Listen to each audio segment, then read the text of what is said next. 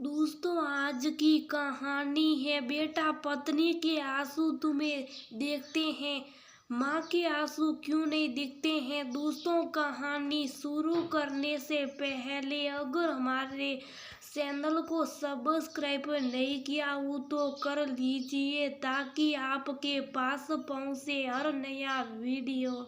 बेटा राघव, 2 दिन बाद मेरी बीपी और शुगर की दवाइयाँ खत्म हो जाएगी, उसे मंगवा लेना। तुमने कहा था खत्म होने के 2 दिन पहले तुम्हें बता दूं, इसलिए तुम्हें याद दिला रही हूँ, वरना तुम फिर बेहोश हो जाओगे और मुझे बिना दवाइयों की दिक्कत हो जाएगी। मंजू जी अपने बेटे से बोल रही थी। राघव बोला, हाँ तो कौन सा गलत कहा था? शाम तक अगर याद रहा तो ठीक है, वरना फिर से याद दिला दीजिएगा। माँ, हफ्ते में एक दिन तो छुट्टी मिलती है, कम से कम ये एक दिन तो मुझे अपने परिवार के साथ बिताने का मौका दीजिए। पूरा दिन क्या आप में ही लगा रहा हूँ? क्या आप ये साथी हैं? मंजू जी बोली, नहीं नहीं बेटा, मेरे लिए तुम अपने परिवार को मत छोड़ना, ये मैं नहीं कर रही हूँ। मैं तो बस तुम्हें याद दिला रही हूँ, एक माँ ऐसा क्या करती है जो बच्चे उसके लिए सब कुछ छोड़ दे।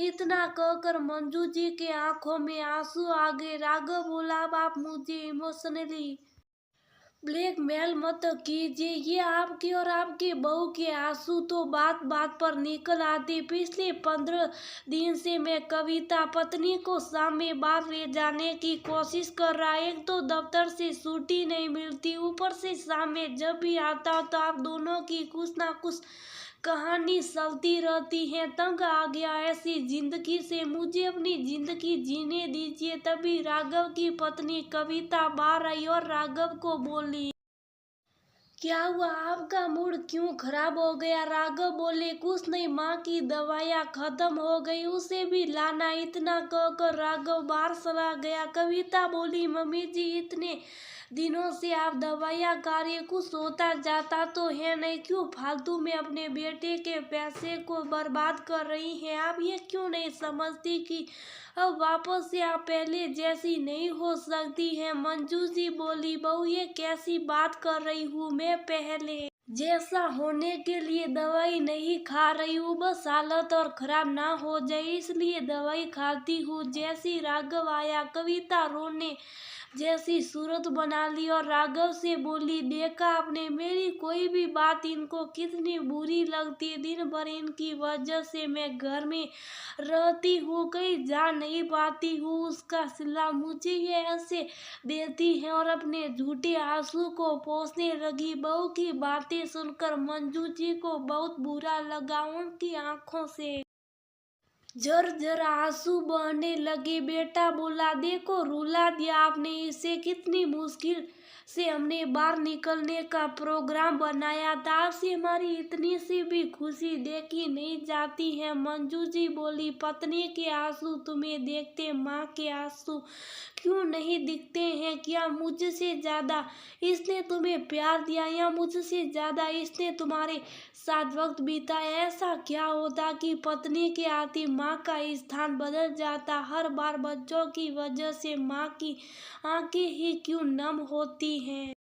राघव बोला, लगता है आजकल आप बहुत फिल्में देखने लगी हैं, इसलिए इतने बड़ी बड़ी डायलॉग बोल रही हैं। किसी का स्थान नहीं बदलाएगा, आदमी को माँ के साथ साथ पत्नी की जिम्मेदारी भी उठाना पड़ता। मगर आप तो चाहती हैं कि दिन भर सब आप में ही लगा रहे, आप तो अपनी जिंदगी जी सकी, अब कुछ पल हमें भी जीने दीजिए। कविता जड़ से बोली, क्या आज भी इसी फिल्मी ड्रामे में हमारी शाम गुजर जाएगी या कहीं हम बाहर चलेंगे? छोड़िए इन सब बातों से, आप अपना मूड मत खराब कीजिए। चलिए सर्दी, मम्मी जी रसोई में खाना रखा, गरम करके खा लीजिएगा। कविता राघव का हाथ पकड़ के बाहर की तरफ चली गई। सबके जाने के बाद मंजू जी उदास होकर बैठ गई और अपने पुराने दिनों को याद करने लगी। तभी उनकी पुरानी सहेली मीना का फोन आया। मंजू जी की आवाज से वो समझ गई कि कुछ हुआ है। वो बोली, क्या बात है मंजू, आज फिर कुछ हुआ क्या? तुम्हारी आवाज में बहुत दर्द महसूस हो रहा है। मंजू जी बोली, हर बार एक माँ की आंखें क्यों नम होती, न जाने हर बार औरत ही औरत के आंसू का कारण क्यों बनती है। पति के जाने के बाद अगर लायक बेटा ना मिले तो एक औरत एक माँ की हालत बद से बदतर हो जाती है। ये बात मैं समझ चुकी हूँ, परंतु जीवन है इसे तो काटना ही होगा। जाने ऊपर वाले के घर मेरा बुला वह कब आएगा। मीना जी बोली, हर घर की यही कहानी होती है। मेरी बहू को देखो, मेरे फोन में कुछ पैसे भरवा देती और पूरा दिन मेरा फोन ही इस्तेमाल करती है। मुश्किल से रात में फोन मेरे हाथ में लगता।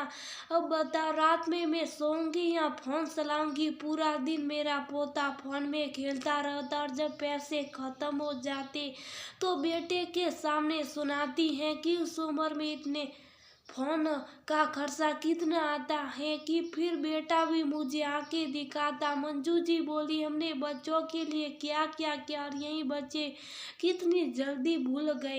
अब उनके पास ना तो हमारे लिए वक्त है और ना पैसा, दोनों नहीं है। मीना जी बोली, इंसान का शरीर जब तक चलता रहता तब तक करने और सहने की शक्ति होती है। जब शरीर ही अपना साथ छोड़ दे तो सहने की शक्ति भी कहीं ना कहीं पीछे छूट जाती है। जब मीना जी के दुख का पता चला तब मंजू जी को लगा कि मैं अकेली नहीं इस दुनिया में जिसके बेटे को माँ के आंसू दिखते नहीं है। बातें करते करते मंजू जी की आंख लग गई और बेचारी बिना खाए पिए वहीं कुर्सी पर सो गई। रात के करीब 10 बजे जब बेटा और बहू घर वापस आए तो कविता बोली, ये देखो तुम्हारी माँ घोड़े बेचकर सो रही है, पूरे दिन फोन में लगी रहती है और कहती है कि मेरी तबीयत ठीक नहीं रहती है। राघव ने माँ को जगाया, माँ उठो, अपने कमरे में जाकर सो जाओ। मंजू जी हड़बड़ाकर उठी और बोली, तुम सब आ गए। राघव बोला, हाँ हाँ हम आ गए, आपकी आंखें लाल हो गई हैं, आप जाकर कमरे में सो जाओ। कविता आकर बोली, मम्मी जी आपने खाना भी नहीं खाया। मंजू जी बोली, बहू मेरे घुटनों में बहुत दर्द है, किचन तक जाकर उसे गर्म करना मेरे बस की बात नहीं थी। कविता बोली, अगर नहीं खाना था तो कह देती, बेकार में खाना बर्बाद हुआ, घर का अनाज नहीं है, आपको पता है अनाज का दाम कितना बढ़ गया। इतना कहकर वो वहां से चली गई।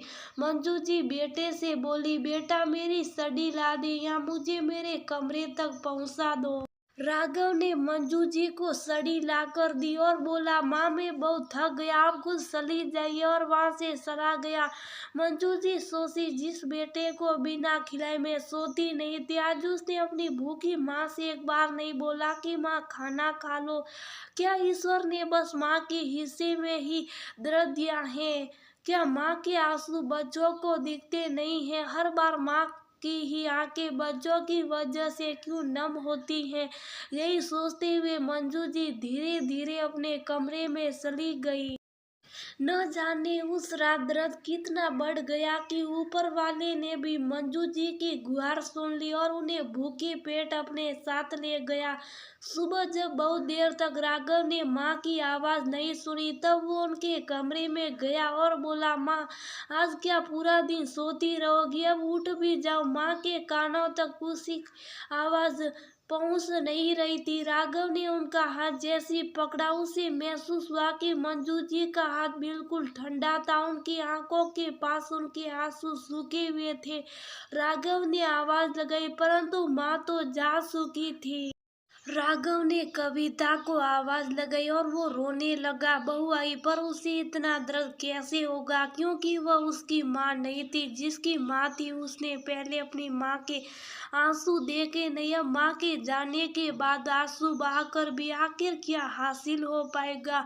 राघव ने मीना जी को ये दुख भरी खबर दी। मीना जी बोली, राघव वो अपनी आंखों मैं गम के सिवा और कुछ नहीं ले गई। मैं तो बस इतना ही कहूंगी, जो माँ पूरी जिंदगी अपने आंचल से बच्चों के आंसू पोंछती, क्या वो आखिरी पल में भी थोड़ी सी खुशियों की हकदार नहीं होती? आज न कल तुम भी पिता बनोगे और बहू बेटे की वजह से तुम्हारी आंखों में जब आंसू होंगे तो बस ये सोचना कि तुम्हारा अंत कैसे होगा। इतना कहकर मीना जी ने फोन रख दिया। मीना जी की बातें दूर खड़े उनके बेटे ने सुन ली और उसे अपनी गलती का एहसास हुआ और उसे लगा कि कल को अगर उसकी माँ कुछ इस तरह चली गई तो जीवन भर वो खुद को माफ नहीं कर पाएगा।